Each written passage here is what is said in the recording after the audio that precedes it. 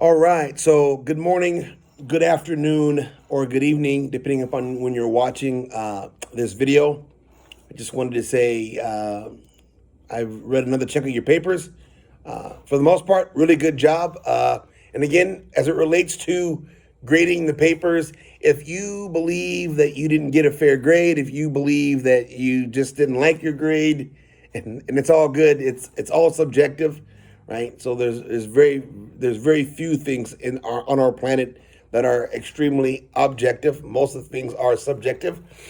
So if you have a question, you can always email me, and then I will probably email you back, giving you some tips or hints on what I'm looking for, and you can redo that assignment and get those points that you missed without it being a late grade whatsoever. So again, I'm not here to jam you up, and I'm not here to stifle you. That's not my thing, right? I've never been that way. So I'm here to encourage you to do your best. So yeah, I get emails once in a while saying, "Hey, I got this grade." I'll email back. I'll go and look and see why I graded it that way. And once I say, "Here's why I graded it that way," if you add these things, and then we're all good. Give you the points. So again, my understanding of learning is based upon a critical pedagogy, which means there's no need to have you write something that I'm not okay with, and not be able to correct that thing. So we're all good that way. Fantastic. So we're going to move into the short lecture. I think this is lecture number. I think it's number 11. It's on implicit social cognition. Once again, implicit social cognition, which the word in which you're probably familiar with is implicit bias, right? And so implicit bias is kind of the working street name on the surface, but its scientific name is implicit social cognition, and you'll get the gist of it as I'm going through the lecture. Again, I apologize. You can't ask questions. I can't play games. So I've got a couple of games that really drive home. We all have this, but again, we're going to do the best that we possibly can. All right. Oh, and by the way, question number 11 will be in this lecture video. So implicit bias refers to enculturated beliefs, attitudes, or stereotypes that affect our worldview, which impact our actions, decisions in an unconscious manner. The thing that you have to kind of understand about all implicit social cognitions is that it's like someone walking up to you and putting something in your back pocket and you're not aware of it, and then someone squeezes you and it pops out, right? And so it would be like someone putting an egg in my pocket, and then they give me a hug and the egg pops out. I'm like, oh my goodness, how did that get there? It got there through what's called enculturated beliefs. So an enculturated belief comes out of our own culture, right? And so culture can be defined as rites, rituals, traditions, customs, and habits that get reinforced by rewards and sanctions. So this is why I'm a big proponent of you can educate almost anything to almost anyone, and you can change. It's people say, "Oh, I'm an old dog. You can't teach an old dog new tricks." That's not true at all. Basically, you need to find a proper teaching apparatus and a proper teaching foundation, and you can change anyone's mind whatsoever because our minds are based upon simple paradigms. But we're going to get to that as we move forward. You've heard me talk about worldview, right? So every worldview's got what's called a deity, right? Ethics, human conditions, which we like to call anthropology, metaphysics, what is real, what's not real, and knowledge or epistemology, how do I know what I know? So we don't need to spend a great deal of time with that, right? So every worldview contains a cluster of foundational beliefs. We call these things paradigms. And a paradigm is kind of like you have four bowls, right? So you have a blue bowl, a red bowl, a yellow bowl, and a green bowl. And then what you put inside each of these different bowls, these are the clusters of beliefs. So outside of the bowl, you've got the blue bowl, and the blue bowl may have what's contained inside of it. What's inside that bowl, those are what we call paradigms. Paradigms are highly important to how you function in your world, and we're going to get to that, how a paradigm can be shifted and how a paradigm can change. And a real simple way is to change your mind on a particular food item. As a kid, you didn't like spinach, right? I can't stand spinach. I hate spinach. And then as an adult, you love spinach, right? And so now you're eating it. So what happened? Did the taste change? Maybe butter and different ingredients on the particular food changed. But what actually changed were your foundational beliefs or your paradigms on why you don't like eating that particular thing. Because if someone had made it to taste the way you currently like it, you would have liked it back then. So the taste has very little to do about you liking spinach and not liking spinach. It has everything to do with your paradigms changing. A paradigm is a habitual way of thinking, and the word habitual just means it overlaps on itself. It's over and over. So culture is instructed by its worldview, right? Culture reinforces paradigms, right? And so these ideas that you have in your head are out there, they're inside your head, and the things in which you navigate in your reality outside of yourself, those are the external things that are outside of you. And the external things reinforce the internal things. So this would be the idea of having a great deal of hate for a particular people group.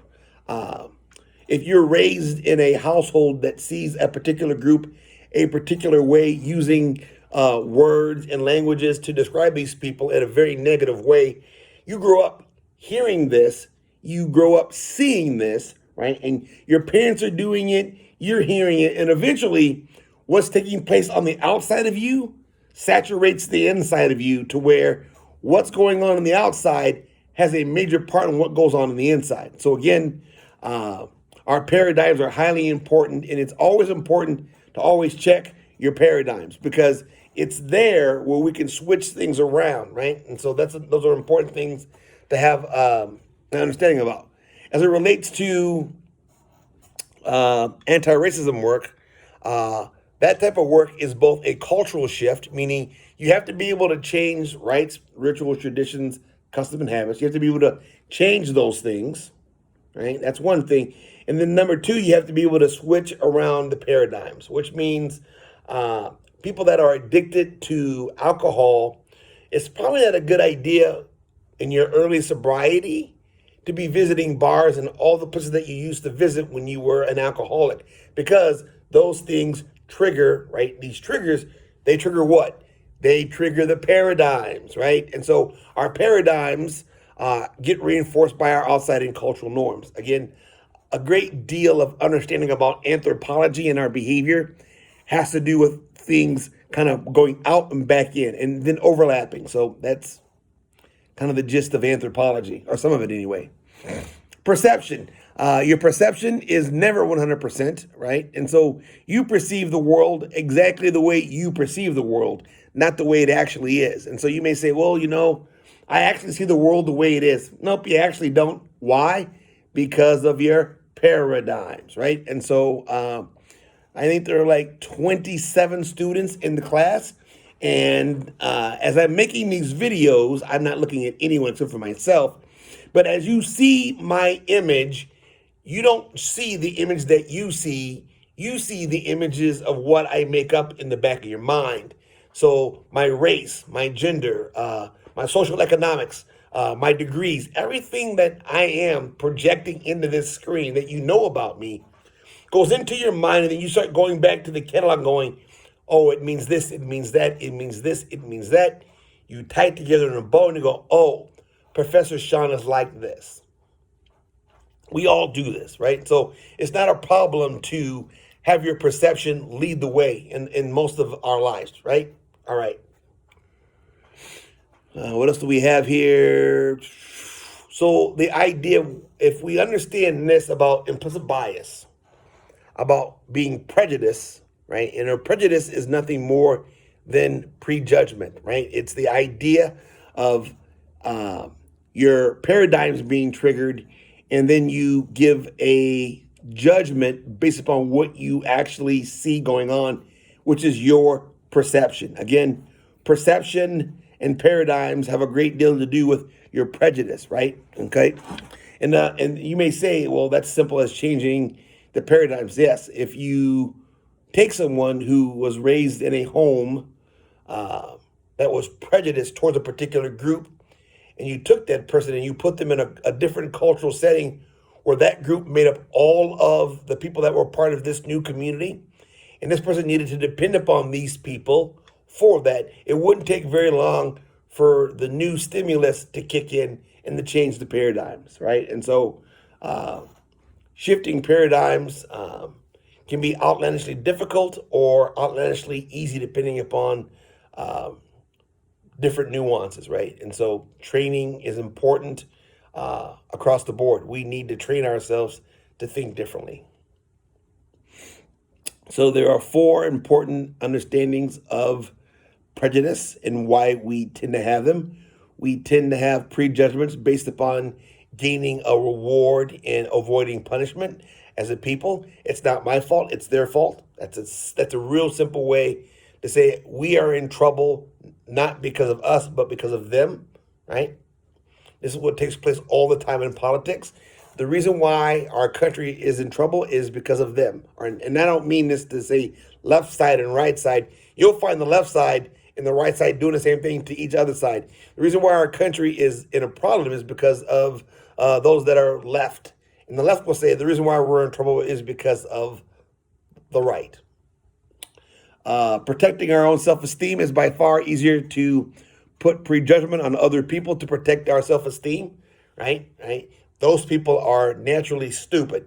Again, we know this to not be true. We understand that within the human condition, there's no such thing as a race of people that are diminished because of their race, right? You have smart people and unsmart people in every racial group on the planet.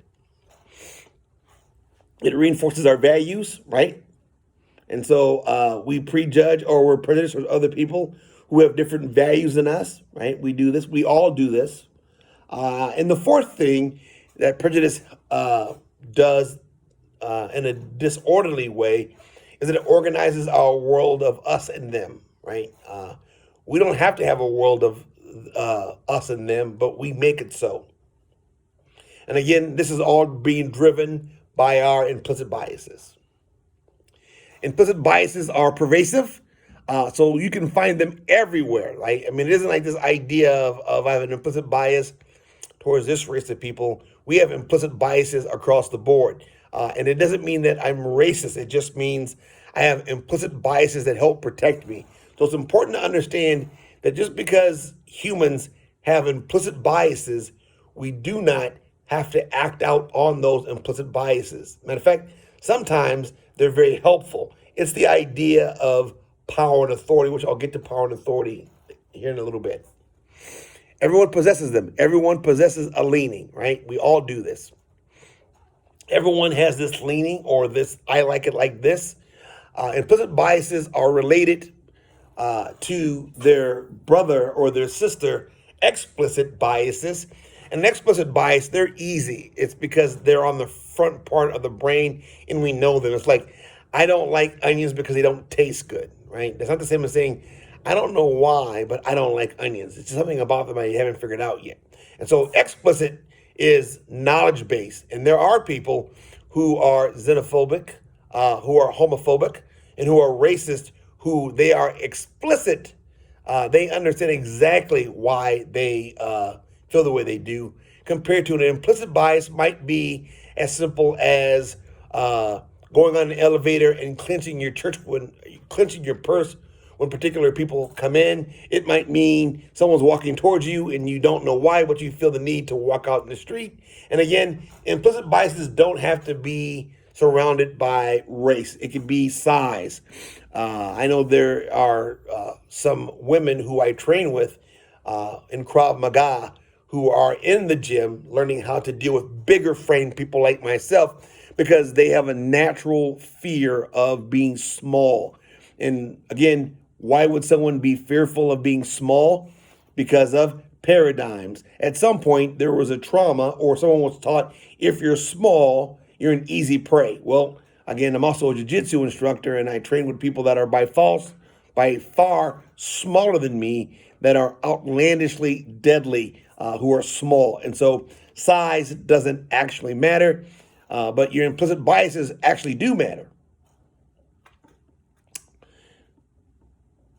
We tend to hold biases in favor of our in-group. So my group is better than your group is basically kind of the idea. You will find some people who have a bias towards their own in-group, right? And sometimes some of the stereotypical words that describe folks like this is, oh, you think, you talk like this, you must act as if you're white, or why do you dance to that music? Why do you dance that way? Why do you act that way? You're not black. Well, it's the idea of people having a strong liking towards a different cultural group, and sometimes implicit biases can relate in the positive or the negative towards one's group or another group. So how do we get rid of implicit biases? You don't. You just become more aware of them. Basically, an implicit bias, you work really hard by reading articles, by playing improv games, by engaging in other people's reality, and by studying the context to where your implicit bias then becomes explicit, right? You have a knowledge base on why you behave that way. Once you have a knowledge basis on why you believe a particular way, half the battle is already done. Then you have to ask yourself, why do I continue to act this way? Again, so for every implicit bias that you have that is implicit, that you somehow work really hard to make it explicit, another one's forming. Why? Because culture is dynamic. We are moving forward in our realities. And so if someone was to ask me, do I think that racism one day will end on the planet? If I was to answer that yes, then there would be a new ism that would take its place, right? And so the idea of humans acting outside of what it means to be human, there's no way of that happening. Let's talk about what power is, because a great deal of this relies on power. I'm going to end with power, and then I'm going to give you the question of the day. Power means to do something, right? So here's a fork. I put the fork down, I pick up the fork. Power is the means to do something, right? So anytime a person has power, they have the means to do something. I have the means to vote because I'm older than 18. I have the means to drink because I'm older than 21. So the means to do something are given to me by authority, and authority is the right to do something. Power is the means to do something, and authority is the right to do something. A justifiable action means I am adhering to a particular ideology that comes forth in this thing. So that's what that means. And so that's also good. Money, or should I say power, is equal to words, money, and violence. You can say, pretty please can I have this? And someone can give it to you. You can say, I'll pay for this, and then give it to you. Or you can say, I'm going to do an act of violence on you if you don't give it to me. So again, power will always find itself equaling itself out within words, money, or violence. Energy in any form will always bring forth power, right? And so the fact that I'm doing this with my hands, right? I'm displaying power over my hands, but I'm also displacing energy. So this is a dynamic that's highly important. Now, when someone takes your power, they take your means to do something, and the only way that you can literally give up your power is if you're dead, right? You don't have to give your power up to anyone, right? And so a lot of times when you find people either struggling in an altercation and they find themselves in some kind of a medical condition where they pass because of the fight, it's literally because you can't control anyone, which goes back to our authority. You can always give your power over if you want to, right? So power can be handed over by authority. You cannot take someone's power from them. And this is the reason why what we see in the early days of slavery, that slavery wasn't about power over the body. It was about power over the mind, right? Because once you control the mind, you can control the body, right? And so taking someone far from their home to where if they run away, where are you going to go? You don't speak the language, where are you going to go? You can't read, where are you going to go? And so it's this idea of a mind thing, not a body thing, because you can't remove someone's power without first having the authority to do so. And people can give you the authority, but you just don't give over your power without there being an authority dynamics also. So what is authority? The right to do something. Authority comes from a personal view or your collective system. All authority has a story connected to it, right? So all my authority that I have, my authority over my own self, my authority over my degree, my authority over whatever it might be, it's my authority, and with that authority comes a particular story, right? And so that's power, that's authority, and that's a short snippet on implicit bias. And so here's your question of the day.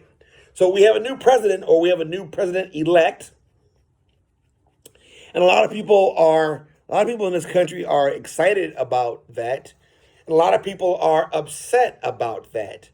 Then you've got people that are upset that we have a two-party system. We have Republicans and we have Democrats. My question to you is, if we had multiple parties, right, like they have in South Africa, where they have multiple political parties, right? Zulus happen to be the biggest party they have there, but would we have less problems if we had more political parties out there? So you could vote for a Democrat, you could vote for a Republican, you could vote for